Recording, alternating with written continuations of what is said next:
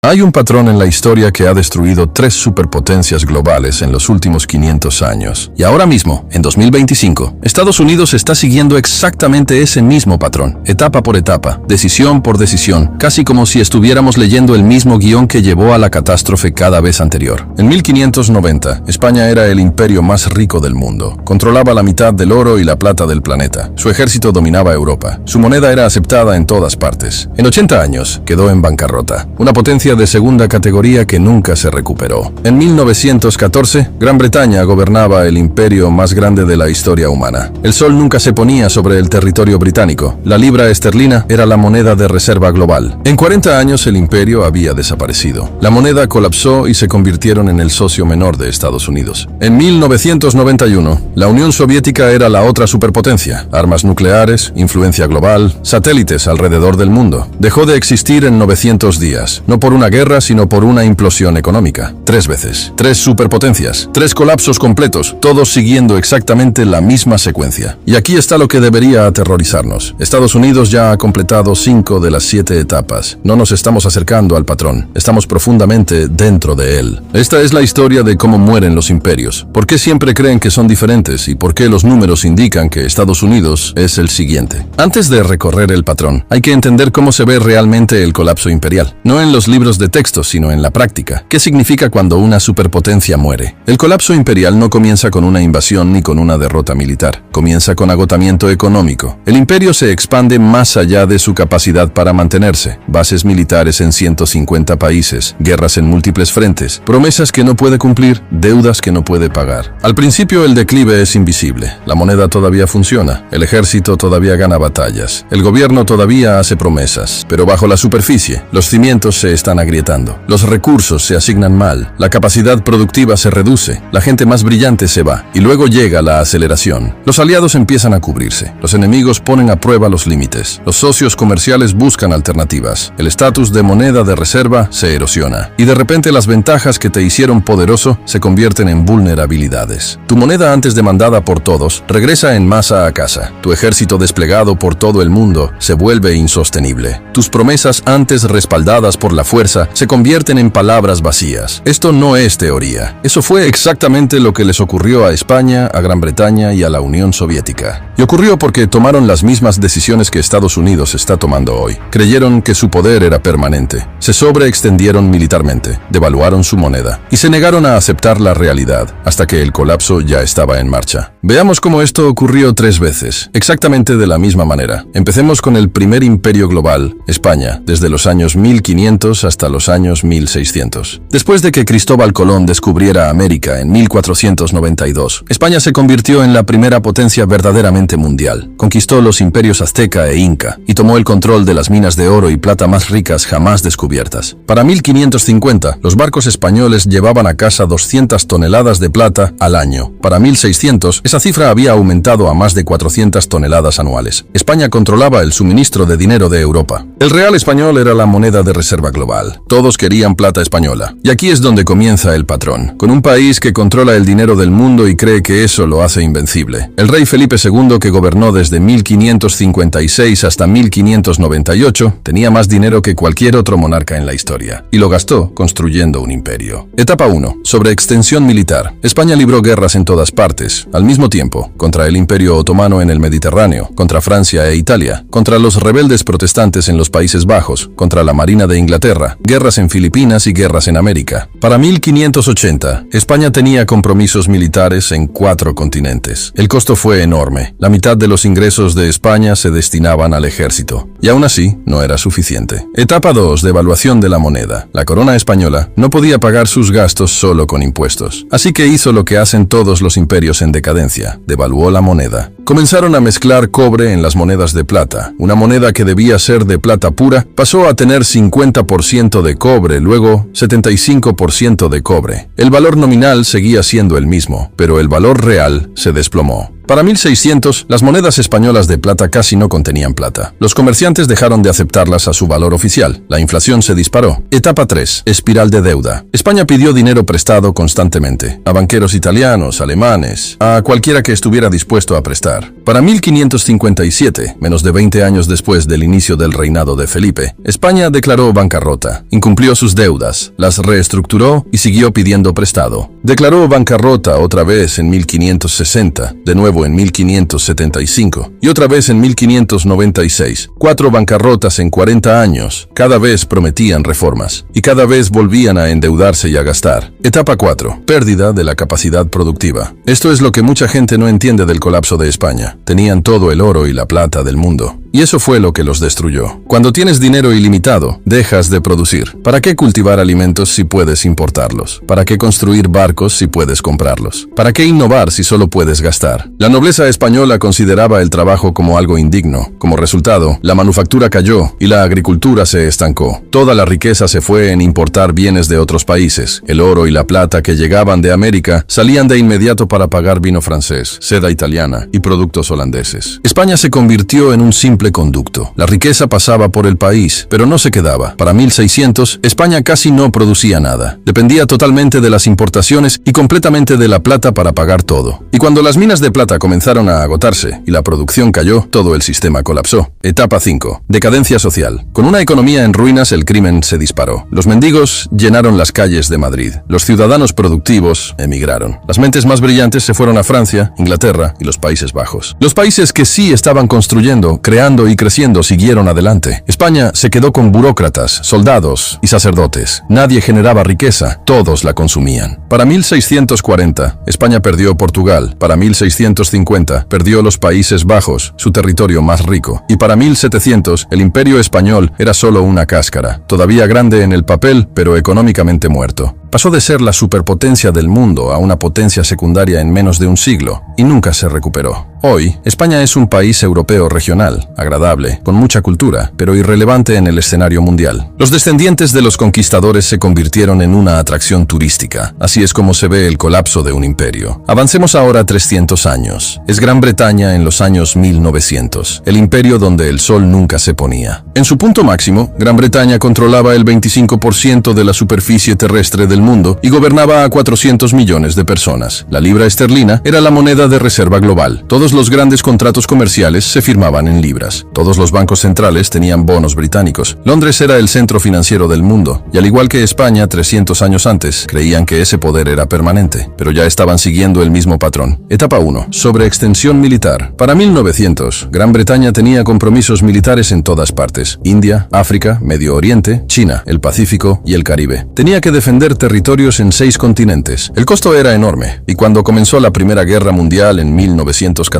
Gran Bretaña enfrentó una decisión: mantenerse neutral y dejar que Europa se destruyera sola, o entrar en la guerra y arruinar al imperio para ganar. Eligieron pelear. La Primera Guerra Mundial le costó a Gran Bretaña más de 40.000 millones de dólares, lo que equivale a $1 billón actuales. Pidieron dinero prestado a todos, principalmente a Estados Unidos. Para 1918, Gran Bretaña ya le debía miles de millones a América. El acreedor se había convertido en deudor, pero habían ganado la guerra. Conservaron el imperio. Creyeron que podrían reconstruirse. Estaban equivocados. Etapa 2. Devaluación de la moneda. La libra esterlina debía estar respaldada por oro, pero la guerra había drenado las reservas de oro británicas. Enviaron oro a Estados Unidos para pagar armas, alimentos y suministros. Para 1920, las reservas de oro de Gran Bretaña eran la mitad de lo que habían sido en 1914. Aún así, intentaron mantener el valor de la libra. En 1925, regresaron al patrón oro con el tipo de cambio previo a la guerra. El problema era que la libra estaba sobrevaluada. Las exportaciones británicas se volvieron demasiado caras, la manufactura cayó, el desempleo aumentó, y el gobierno tuvo que mantener tasas de interés altas para defender la moneda. Esto destruyó la economía interna. Para 1931, ya no pudieron sostenerla. Gran Bretaña abandonó el patrón oro. La libra perdió el 25% de su valor de la noche a la mañana.